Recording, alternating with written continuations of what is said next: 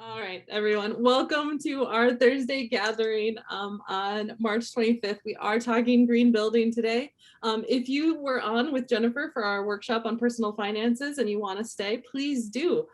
Today's conversation is all about how we can have those green buildings, i.e. safe for the environment, but also really community building. And we have some great speakers today, so I hope you'll be able to stay on. We are kicking it off with Cultivating Innovation, Informal Conversations with Rhode Island's Economic Gardener, with RED and Rhode Island's Economic Gardener, Tuni Schartner. Thank you, Amy. Amy loves to share that, and I usually just jump right in like I did today, but I just loved your session so much, Jen. So welcome everyone if you just popped in, and if you didn't, that was just such a great workshop, and we'll have a recording of that. So if you weren't able to make it and you just popped in, financial literacy is so important, and we'll definitely be sharing that out. I think that one needs to go under our small business resources too, on our playlist, Amy, on YouTube. So having said that, I highly recommend that if you're not into binging on Netflix and Netflix isn't feeding you what you want, or Hulu, we have very bingeable playlists on our YouTube channel, which is District Hall Providence on YouTube. And we have everything. We have playlists for MedTech. We have playlists for, oh my gosh, everything. Esports. We have playlists for offshore wind. We have a very great playlist full of small business support, our small business support workshop playlist. So we would love it if you would subscribe. So many of us like click in and watch a video and don't subscribe, but if you subscribe, then it reminds you if something comes up and that you might miss otherwise. So please subscribe. And oh, Evelyn dropped it in the chat. And I also recommend that this session is very informal. It's meant to emulate as much as possible if you are in our beautiful District Hall Providence space at 225 Dyer Street. So we keep it casual, and we think of it like if you were walking in and I said, Norman, what's going on? What are you working on? And Norman is a fantastic photographer. Yeah, what are you working on, Norman? Hey, Tuni. Hi. I'm about to photograph a brand new synagogue that was designed by Shirley Leon and Rhode Architects. That's in Brighton. So that's a cool project I'm working on. Wow. Well, I miss seeing you here. And I know.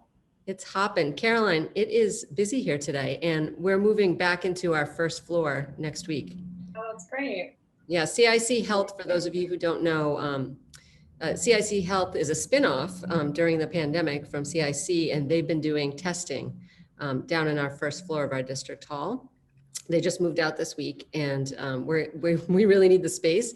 Today, Jordan and I have our event space open for people to co-work in. So it's an extension of our second floor lounge today because we want everybody to be physically distanced and comfortable, but we definitely, it's good timing because we're getting busier and busier in our district hall lounge space, and we need the first floor back. So that's good news. And for any of you that need to get out of the house, need a place to work, need to have a physically distanced meeting, this room I'm in is super popular. We've been, today we don't have any reservations, but we often get last minute reservations, and it's only $15 an hour if you book it within 7 days and it's available. So highly recommend this. A lot of people have been taking advantage of that. And we have larger meeting rooms and our event space, and it looks out over the beautiful new park and the Providence River. And I'm looking over at Plant City right now. And we asked Caroline to come on because Caroline runs the 195 Commission, the Innovation and Design District. And there's a lot of cool stuff happening, and we thought we'd have Caroline kind of share what's going on. So sure, what's going on, Caroline? Yeah, thanks, Tuni, and thanks for the invitation. So if anyone doesn't know the 195 District or the Innovation and Design District, it's the 27 acres of land that was freed up when the highway was moved further to the south about 10 years ago. So we're a quasi-public redevelopment authority and have a mission about supporting the growth of the knowledge-based economy in the state of Rhode Island. So we do have a lot of stuff happening right now. We have 3 projects currently under construction, which is really exciting. So if you go down to around the building that Tuni's talking about, 225 Dyer, which is one of our first projects to open, there's a lot of cranes, a lot of construction activity, which makes us really, really happy. So you'll see, yep, right next door, perfect. That's the Aloft Hotel, which broke ground in January. It's been under construction throughout the pandemic, which is really an accomplishment, and should be opening up towards the end of 2021. And that's gonna have a great rooftop bar overlooking downtown, ground floor restaurant. I love that our patio is going to basically connect with their outdoor seating and whatnot. And Yeah. can't wait to find out who moves into the corner here, the retail space on the first floor. Yeah, it's hopefully gonna be a restaurant. I don't know if it's gonna be through the hotel or if they're gonna contract separately, but that's an exciting project we've been working on for a really long time. We also have right behind Tuni's building a project that's been branded Emblem 125, and that is a 250 unit residential project that broke ground in the fall, and is well underway in construction and starting building their podium. The steel's going up. So that's exciting to see. And then over on the east side, we've got our first project breaking ground there right at the end of the year, which is a mixed use project that will include a small grocery store, which everyone is very excited about. It'll be a small grocery store, and then some housing and small commercial and retail space as part of that project.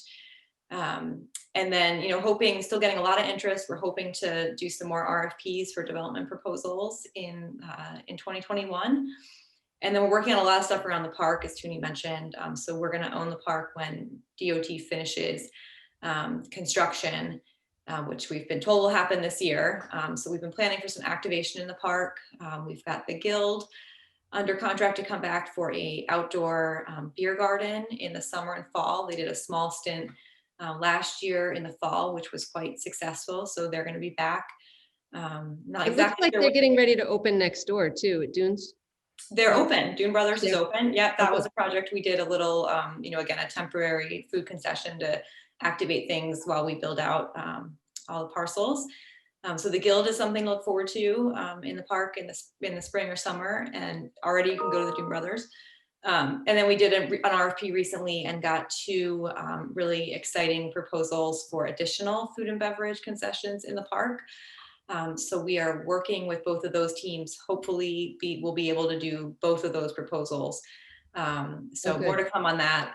We haven't sort of finished our internal process, but. And Bayberry is opening. We're actually Bayberry, Bayberry Garden will be a restaurant right below our event space and next to our downstairs public lounge. And we're very excited to have them open because we can do Venture Cafe Providence after hours right downstairs. Yeah, and they'll have really beautifully designed outdoor space as part of that facility, which is gonna be great. Yeah, so on the other side of so I'm looking out at the park right now. So on the south side patio, right, is where they're gonna have the outdoor. Yeah, the Dune Brothers side, yep. That's where they're gonna have, I've seen the renderings, it's gonna be, really a funky, cool, modern space. Awesome. And then the last thing I wanted to mention is that we got, thanks to all the voters in Rhode Island, we got $4 million out of the recent green bond that was approved in the special election, and that's going to be used to for additional upgrades in the park. We have some utility upgrades. One thing we want to definitely do is get Wi-Fi everywhere in the park. And then we're hoping to build a freestanding permanent food and beverage pavilion on the west side of the park. So we're going to be, we've already started working on that, and there's going to be a lot more to come. Can't wait, Caroline. Thank you for all you do. The city is so fantastic now, and I know it's not just you, all of you, the team, and it's just really cool. Evelyn, how did you feel the first time you came and you walked over the bridge to Plant City? I'll never forget that you had a cool black outfit on with red pumps. I felt like I was on the set of The Bold Type, which is a TV show. And it reminded me of Dublin because there's so many walking bridges. Yeah, I mean, the bridge is incredible. It's such an asset, and Plant City also, and just helping sort of transform how that whole area of the city feels. So yeah, a lot of exciting stuff happening. Happy to answer any questions if that's okay, Tuni, or if you have questions for me. Yeah, this is a casual, so I have a few more people I'm going to call out, but definitely ask now or drop comments and questions in the chat. Caroline is super accessible, and and if something comes to mind, I'm happy to convey it if you want to just reach out to me. And that's easier. Evelyn dropped your LinkedIn profile and mine, so any of you who aren't connected to us that want to be, it's right in the chat here. And Evelyn, you might want to drop it again because some people just popped in. Steve, did you make it yesterday? did you come to Providence? I did. Sorry I missed you yesterday. It was I got to walk on the bridge and ate at Plant City. Nice. Awesome. So I met Steve through Venture Cafe Cambridge, and he goes between Connecticut and Massachusetts sometimes. So now, I am Rhode Island's economic gardener forever, and I love nothing more than to sing Rhode Island's praises. And I think I'm making you a Rhode Island lover, right, Steve? No, I love Rhode Island. I've loved it for a long time. I'm a big windsurfer and boater, and Nice. I've been through Rhode Island quite a bit, in many different facets. So, Awesome. Well, hopefully we find something to keep you here more. well, I just got off the phone with Hillary, so we Oh, had a perfect. good conversation, and we'll see where it goes. Yay, awesome.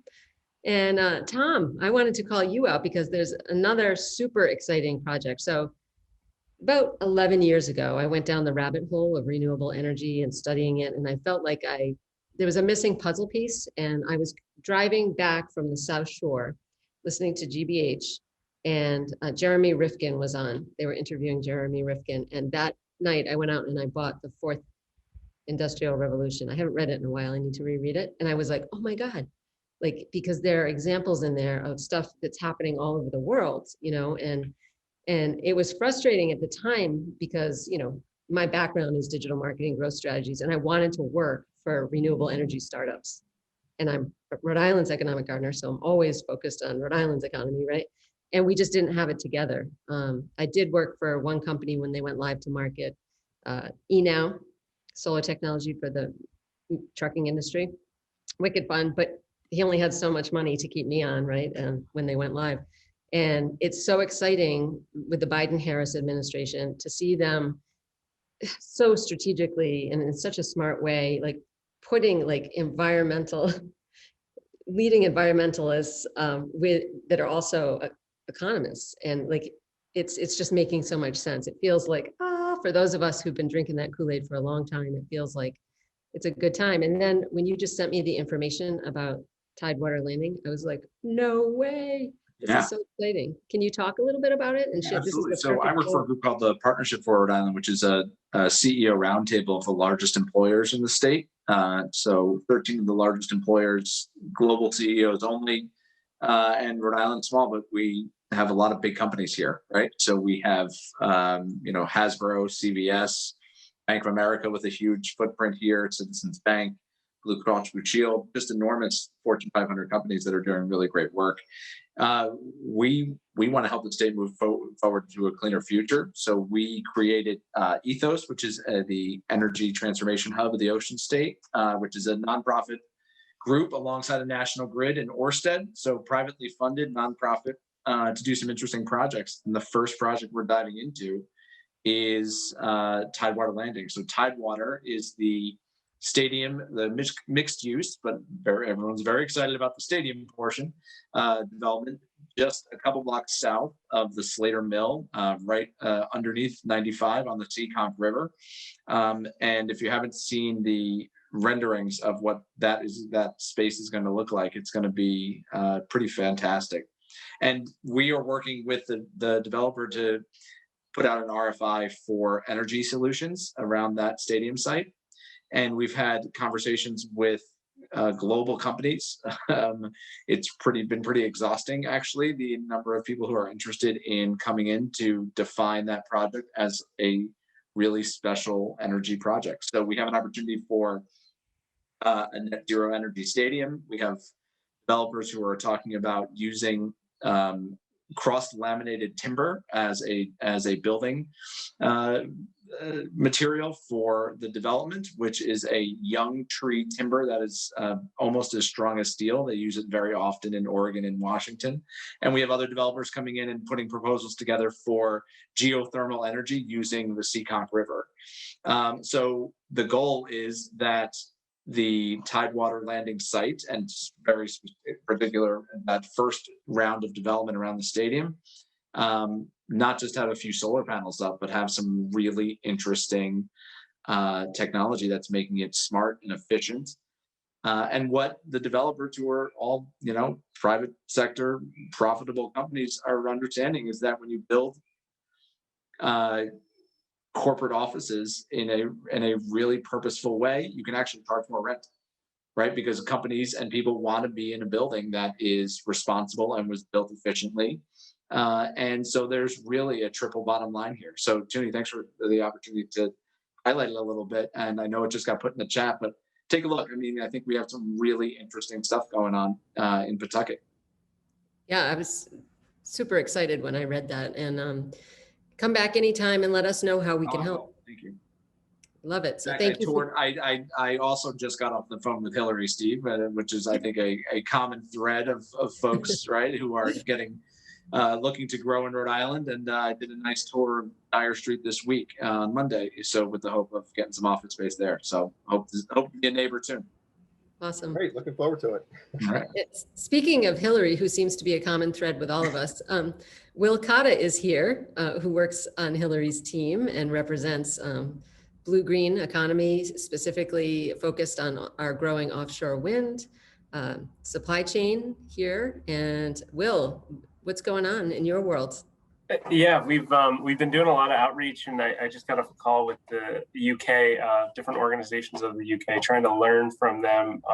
They really built their industry kind of leveraging Denmark and those areas' expertise. And so one of the things we're looking to do is understand what skills companies need, what different challenges they faced in building up their supply chain, and trying to leverage that over here. And talking about blue-green buildings, blue-green buildings, I should say. One of our goals is with offshore wind, ideally, if you're a company in the state, if our grid is powered by renewable energy, then to be a green company or a sustainable company, really all you should have to do is plug into the grid, and you've kind of met that requirement for providing renewable energy. So lowering the burden for companies to be sustainable is definitely one of the goals of the industry, which is exciting. Another one of our differentiators and why businesses need to land here in Rhode Island. Exactly. And the quality of life, because our miles and miles and miles of coastline. Yeah, I mean, one of the interesting things about the industry, offshore wind at least, is, we're so small that you can, even if you live in Burrowville or you live in Pawtucket, like you can be in the port in 30, 40 minutes, which is a long drive for most Rhode Islanders, but for most people, that's pretty reasonable. So it's exciting that we can kind of bring the economic benefits of this industry and hopefully get as many companies involved as we can in the industry as we kind of build it out. I know there are 10, just in CIC Providence, Rebecca said, I think they have 10 offshore wind companies, members. Yeah, and growing. And so, I mean, we're hoping to kind of see companies even growing out of that space and then new companies coming in. But a lot of companies are coming in, and I think it's just, it's a good place to land, to be that close to the port and have a co-working space and all the infrastructure there. It makes it easy for companies to land. The Providence River, which I'm looking at right now. Caroline, have you noticed the swans? It's really weird. Like, I'll be working and randomly look up, and I almost always see a swan. I have noticed that, actually, walking over the bridge. I've seen the swans. Yeah, it's so pretty. Thank you all for contributing. It's exciting what's going on. I see Monica's here from Tech Collective. Yeah, always happy to be here. I always learn so many good things of what's cooking, and we have a couple of great things happening at Tech Collective that may be of interest. There's a series beginning with a local company called Your Kind of Genius on March 31st. I signed up for that. Oh, awesome. There's a short overview called Prepare to Revolutionize Your Workplace. And then they'll talk about their other 3 micro sessions that'll be coming up. We've partnered with Ocean. Ocean is the provider of internet for the schools, municipalities, hospitals, many nonprofits. And they're going to Power Brown right in our building. Okay, there you go. So they'll talk about safety settings for your internet email. So I saw that come through yesterday. Yeah, this is coming from, pretty high places, and it's going to be some tactical information that even as just a user, you don't have to be a manager of your IT company. This is just things that you can do to make sure that what you're having on your computer is a little bit safer. I just need to shout out to any small businesses here. For you and your employees, this is really, really important. So Shaheen and Yulia are here and Amy from our team. And I was even thinking that we should attend that or have them do a session for our team, right? We have 13 full-time employees as well as interns and other resources. And when that came through, Monica, I was like, oh, we really actually need that. Yeah, definitely come. I know they did it for the municipalities and it was huge, and we've gotten quite a few people in attendance for it. And there's definitely a need. We're all on the internet. We're all getting emails all of the time. And they've promised me, and having listened to what they have to say, it's definitely going to be easy things that you can do to make a big difference in your security. Can you drop those links before you, well, Yes, hopefully you'll stay because will. we have really good conversations coming up. Always thank you for popping in and sharing. Full disclosure, I'm on the board of Tech Collective. We are doing some exciting things over there. As we see such awesome growth in the Ocean State, we are strengthening our tech hub. And it's super exciting. And you're going to eventually be in CIC by the end of the year. Which is very exciting. If I may, I just want to mention one other, because I see she's in the house as well. On April 14th, Katie McQuaid will be doing leveraging company culture to improve retention. Awesome. So now that we're all talking, anybody can hire from anywhere. That means anyone can leave your company to go work anywhere. So Katie's going to give us some, the little bit of down low on how do we keep people at the companies that we've worked so hard to retain, and give them some culture, because so many of us are working from our kitchen tables.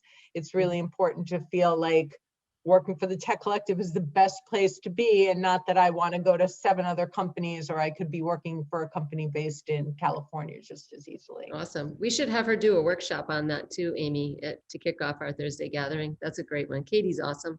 I don't see her on here. Oh, there she is. Oh, yeah. Well, she's not on here, her face, but I see her. I see her Hollywood Square. Awesome. Thank you, Monica. Thanks. Hey, Shaheen. So for those of you who don't know, most of you probably do, we're part of a regional nonprofit organization called Innovation Studio. It's District Hall Providence, Venture Café Providence, Venture Café Cambridge, and District Hall Boston, and Roxbury Innovation Center. And Shaheen and Yulia are here from Venture Café Cambridge. One of the silver linings of this new world we live in is that in the virtual space, we're able to run our programming before Cambridge runs their programming. But before we are coming back, we're adding another session from 4 to 6 in May. Very excited about that. So we'll be back. Our bar will be open. Our public lounge will be festive. And for those that are vaccinated and comfortable, we'll still stay physically distanced and follow protocols with masks and whatnot. So from 4 to 6, we'll be open, kicking off officially. Well, we're going to have the Rhode Island Business Competition the first Thursday in May, and then that following Thursday kicks off this new session. So we'll kick it off with in-person networking, and then from 5 to 6, we'll move into our event space for curated conversation series that we're calling The Future Of. I would love to have you, Caroline, when you and Bonnie and Rebecca are ready. It'd be a great panel to talk about the future of Providence. That would be a good curated conversation. We're going to run that at least through August. So that's an exciting series. So any of you who are interested, Steve, it's another reason for you to come back to Providence. All right, I'm in. All right. So Shaheen, what's going on at 1:30 to 2? And then your other sessions. Yeah, totally. Thanks, Tuni. So today is one of our premier events, our annual Founders Night, She Connects. I would be remiss not to call on Yulia, the one who was the lead organizer of this event, to share more about it. But Yulia, I encourage you to be the one to say more about tonight, but I'm really glad to have my sister on the panel today. In addition to the 1:30 session in which I'll be leading a discussion very much like this, in which we're just trying to have informal conversations and connections occur just as we did when we were at 1 Broadway. So that will be from 1:30 to 2. And then from 2 o'clock on, Yulia, you got the beat, right? Yes. Every time we are online, I keep wondering why we keep have the same colors on us every single time. That's hilarious. I think we've been working together for a while, so we kind of like syncs in this regard. But yeah, it's a wonderful event today. It's the second time we are hosting this one virtually. Last year was the first time, and we were really worried how this will go. So this time we already know the drill. So at 2 p.m. we are going to have a keynote following our networking session. Making connections matter. So that's really important. So we'll practice networking, and then we'll learn how to make the best out of the connections we make. Following that session, we'll have another discussion on funding in collaboration with the local organization Innovation Women. Bobby Carlton, we really appreciate her support in organizing this one. So we'll have both male and female funders talking about how they support female entrepreneurs and other entrepreneurs. And at 4 p.m. we'll have a workshop. Can we talk our way into gender equality? So it's really good. It's one of the few times where we introduce workshops into our conference programming. And this is going to be led by Shaheen's sister, who is an incredible person and a very knowledgeable individual in this regard. So I'm really looking forward to learning how can we actually talk our way into gender equality. And our final session, the close off of the night at 5 p.m. will be our round robin, celebrating those women who managed to pivot during COVID and remain in business and make their companies profitable and impactful. We're going to have CIC as part of it, which, as we know, shifted from being a co-working space to a vaccination facility and COVID testing facility. So that's a tremendous pivot. And we'll also have Boston Startup Week as part of that event. So do join us if you have time. It's at 1:30, and feel free to reach out if you have any questions. Awesome. Yeah, Shaheen, I like your nutshell explanation. That's awesome. I have to credit the marketing team for that one. Awesome. Well, it's 11:59. Amy, I couldn't have done it better. I'm finishing right on time, and I'll hand the mic over to you. I'm gonna drop the mic and you can take it over. I want to talk for 30 seconds on what we're doing next week. Next week is the kickoff for National Robotics Week, rather, and we're talking about what happens when you bring robots to work. We also have a fantastic workshop at 10:30 about how you can have professional development for everyone. It's really important for entrepreneurs, solopreneurs, small businesses, anyone who's not ready yet to invest in these kinds of professional development experiences. We want to make sure that you get the access to them. And that's why we hosted Jennifer at 10:30 today. And we'll be hosting Dan from Ready to Scale next week at 10:30. So please take a look at those workshops and those opportunities, because we want to make sure that everybody gets the opportunity to be a part of this wonderful growth and scale.